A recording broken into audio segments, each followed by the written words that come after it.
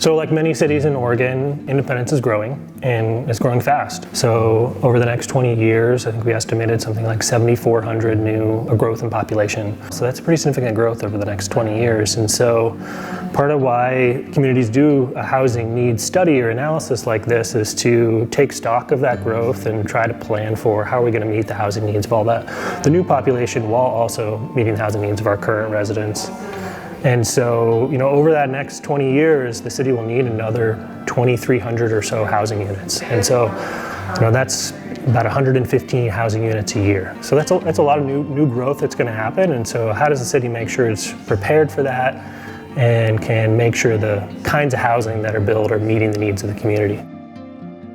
Independence is no different than a lot of communities around Oregon and the state as a whole, in that the state has been growing for a long time, but the amount of housing that we're building has not kept up with that growth. And so there's kind of a chronic undersupply of housing, or a shortage of housing. And there's a lot of reasons why that happened. One of them, the most important, is probably the recession that happened earlier in this, a decade ago, and that during that time frame, a lot of housing wasn't built, but people continued to move to Oregon. And so we have this chronic issue of underproducing housing to meet the demand, and that's one of the reasons that prices are driving up. And so that's why it's important that the city allow for and really encourage housing development in all kinds of housing, whether it be apartments or single-family homes or what it may be, because that's what's going to start to make a difference in housing being more affordable. There just needs to be enough units on the market.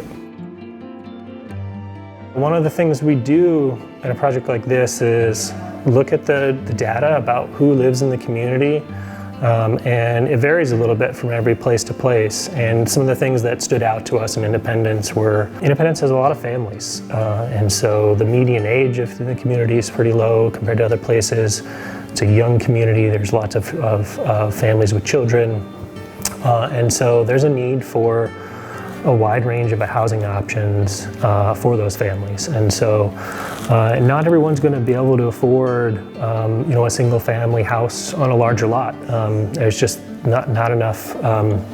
There needs to be more options for other kinds of housing that can meet those needs for those families. And so some kinds of housing that we think about are things like townhouses or cottage housing. There are different alternatives that can open up new options for families to enter into the housing market and buy a starter home.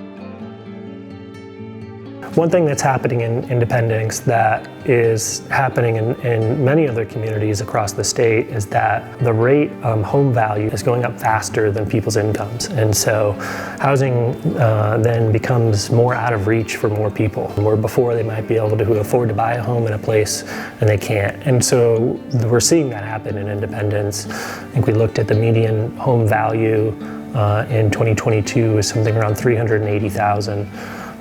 And someone making your median income, your kind of average income in Independence wouldn't be able to afford that. And so that's why looking at some of those other alternative housing types is important, because there needs to be more options for people who are unable to afford those, typical single family house on a larger lot.